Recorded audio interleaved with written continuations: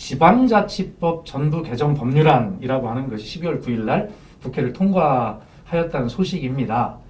자, 오늘 그 첫 번째 시간으로 왜 이 법을 우리 당원 동지 여러분과 함께 우리 공부하게 되는지에 대해서 이따 이 시간이 끝나고 나면 그래서 이게 첫 번째구나 이렇게 생각이 되시도록 잘 설명을 해주실 겁니다.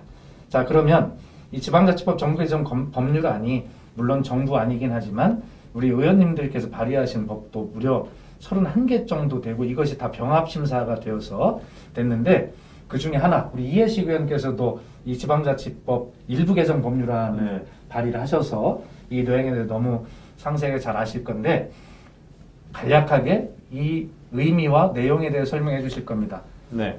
지금 자료도 아주 예쁘게 이렇게 정성스럽게 준비되었어요. 자, 지금부터 천천히 서두르지 마시고 우리 당원 동지들이 잘 아실 수 있도록 설명을 부탁드리겠습니다. 네. 제가 이제 판례를 준비했는데요. 이렇게 설명을 이렇게 판례를 보고 설명을 하겠습니다. 지방자치법 전부 개정안 우리 박수현 실장님 말씀하셨는데 정부안을 포함해서 31개 법률안을 이제 통합 심사를 했습니다. 이번에 전부 개정안은 32년 만에 전부 개정안입니다. 여기 보이시죠? 지난 1988년도에 전부 개정을 했습니다.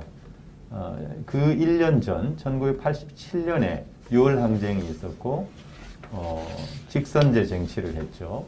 그리고 9번째로 헌법을 바꾸었습니다.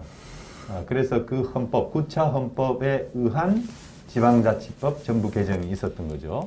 그래서 이것을 87년 체제라고 흔히들 부르는데 지금까지 우리가 가지고 있었던 지방자치법은 87년 체제에 의한 지방자치법인데 물론 부분 개정을 쭉 해왔습니다만은 이번에 촛불혁명으로 탄생한 문재인 정부에서 촛불 민심을 반영한 그리고 또 그동안의 시민의식의 성숙 그리고 행정 요구의 다양화 또 4차 산업혁명의 도래라든가 저출산 고령화와 같은 그런 객관적인 여건의 변화 이런 것들 담은 그런 지방자치법 전부 개정안을 이렇게 심사를 해서 통과를 시키게 된 것입니다. 그리고 통과가 된 것도 20대 국회에서도 발의가 됐지만 폐기가 됐고 이번에 통과가 된 것은 그야말로 지난 총선 때 민의를 반영한 그런 국회에서 이번에 통과가 된 거다.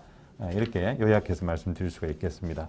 그러면 내용에 대해서 전체적으로 이제 간략하게만 개괄적으로 설명을 하고 우리 두 분 최고위원님과 의원님들이 또 설명을 자세히 해 주시겠습니다. 먼저 우리 지방자치법 전부 개정안의 가장 핵심적인 변화는 대한민국 지방자치의 패러다임을 바꾼 겁니다.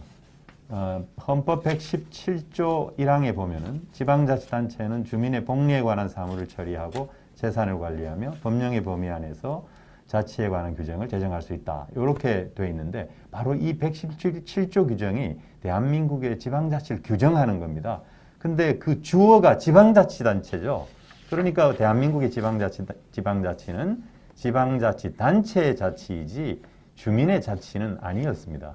그런데 이 법령의 내용을 훼손하지 않는 범위 내에서 그야말로 지방자치의 원리라고 할 수 있는 주민자치의 개념을 명확하게 한 거다 이번에. 그래서 지방자치의 목적 부분과 그리고 제17조 주민의 권리 부분에 지방자치 행정에 대한 주민 참여 권한을 명시한 거, 그것이 굉장히 큰 변화다 이렇게 말씀드릴 수가 있고요.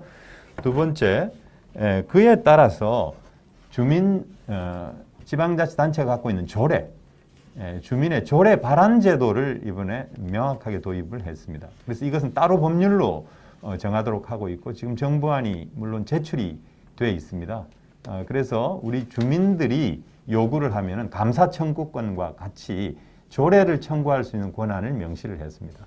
그리고 이게 이제 19조인데요. 그리고 20조에 하나가 더 있는데 지방자치단체장이 규칙을 만들지 않습니까? 이 규칙에 대해서도 우리 주민이 요구를 해서 제정하거나 개정하거나 폐지할 수 있도록 하는 그런 권한을 명시를 했습니다. 그 다음에 세 번째는 기관 구성의 다양화인데요. 지방자치단체 그리고 지방의회 이렇게 따로 각각 선거를 하고 시장과 의회를 따로 구성하지 않습니까? 이것을 기관 분립형 혹은 기관 대립형 이렇게 얘기를 하는데 내각제를 실시하는 나라에서는 또 다양하게 기관을 구성을 합니다. 이와 관련해서는 우리 김영배 의원님께서 보다 자세하게 설명을 하실 텐데요. 주민 투표에 의해 가지고 이 기관 구성을 주민이 선택할 수 있도록 만들었습니다. 그래서 243개 우리나라 지방자치단체가 다 획일적으로 되어 있는데 이제 새로운 기관 구성의 형태를 주민이 선택할 수 있게 됐다. 그렇게 말씀드리고요. 그 다음에 지방의회 역량 강화입니다. 지방의회가 역량이 강화돼야 지방자치단체를 효과적으로 또 효율적으로 감시하고 감독할 수가 있습니다. 지금 우리나라는 강시장 약의회라 그래가지고 시장의 권한이 너무 강합니다. 그래서 지방의회 권한을 대폭 신장시킬 필요가 있는데 그런 요구를 담아서 의장이 사무직원에 대한 인사권을 가질 수 있도록 했고요. 그리고 지방의회 의원들에게 정책지원 전문 인력을 두도록 했습니다. 그래서 이른바 보좌관 제도라고 볼 수 있는데 보좌관 제도는 아니고 왜냐하면 의원 개개인한테 주는 게 아니고 의원 정수의 2분의 1 범위 내에서 대통령령에 위임을 해서 구체적인 내용을 정하겠습니다마는 정책 지원 전문 인력을 두도록 함으로써 의원의 어떤 정책 능력을 향상시키고 지방자치단체에 대한 감시 감독의 어떤 그 효율성, 능력 이런 것들을 제고하는 그런 개정이 있었고요. 그 다음에 지방자치 사무의 확대 추진이라고 되어 있는데 사무 배분의 원칙을 규정을 한 겁니다. 지방자치 분권 특별법이 있는데 이 특별법에 이 배분의 원칙이 들어가 있습니다. 이것을 지방자치법으로 가져왔는데요. 보충성의 원칙, 포괄성의 원칙, 그리고 중복배제. 사무 배분은 할 때는 중복돼서는 안 되겠죠. 광역, 기초, 국가가 각각 명확하게 사무를 구분해야 된다는 거고요. 그리고 보충성의 원칙 굉장히 제일 중요한데 우리 지방의회, 그 지방자치단체장이나 의원님들은 잘 아실 거예요. 주민의 생활과 밀접한 사무는 기초지방자치단체가 하고 기초에서 하기 어려운 것은 광역에서 하고 광역에서 하기 어려운 것은 국가가 한다. 그러니까 주민의 복리에 관한 사무의 가장 기본적인 것은 기초에서 하는 건데 광역이나 국가는 보충적으로 하지 못하는 것을 도와준다. 그런 어떤 지방자치의 원리, 사무 배분의 원리를 이제 규정을 했습니다. 그 다음에 이 자치 입법권 확대 조항이 굉장히 이게 중요한 부분입니다. 28조인데요. 28조 2항인데 이 그림을 보면서 설명드리겠습니다. 법에서 조례에다가 바로 직접 위임을 하는 경우에 법에서 조례에다가 바로 직접 위임을 하게 되면은 시행령이나 시행규칙을 통해 가지고 그 위임한 것의 내용이나 범위를 제한할 수 없도록 했습니다. 그리고 직접 규정도 할 수 없게 했습니다. 이게 굉장히 중요한데요. 조례가 사실 지금 현재 조례는 시행령이나 시행규칙, 심지어는 어떤 예규라든가 훈령이라든가 지침이라든가 이런 것만도 못한 그런 지위에 있습니다. 그래서 조례의 지위를 법이 직접 위임하면은 시행령과 거의 동등한 수준으로 끌어올렸습니다.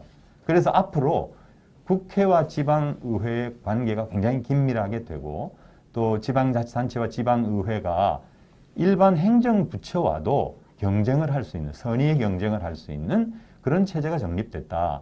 굉장히 의미심장한 그런 개정이 이루어졌고요. 그 다음에 특례시 그리고 특례부여인데 대도시에 대한 행정특례, 재정특례, 감시특례 이런 게 있습니다만은 100만이죠. 100만이 넘는 도시에는 특례시라고 부를 수 있게 됐고요. 요 관련해서는 우리 염태영 최고위원님께서 아주 자세히 또 설명을 하시겠습니다. 정보 공개 확대인데요. 지방의회 관련된 정보는 사실은 잘 관심도 없지만 또 잘 모르십니다.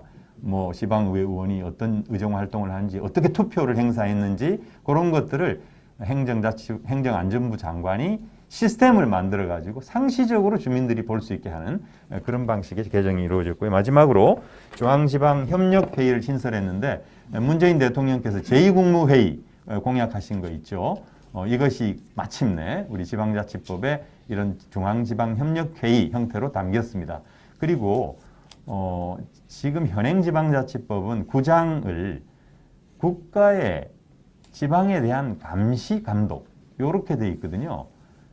지방은 국가로부터 감시, 감독을 받는 그런 지위인데 이것을 국가와 지방이 이 중앙과 지방이 상호 협력하는 관계. 그래서 중앙과 지방의 관계 이런 식으로 이제 바꾸었습니다. 그래서 국가와 지방자치단체의 관계가 이런 상하 어떤 그 명령에 복종하는 그런 관계가 아니라 상호 협력하는 관계다.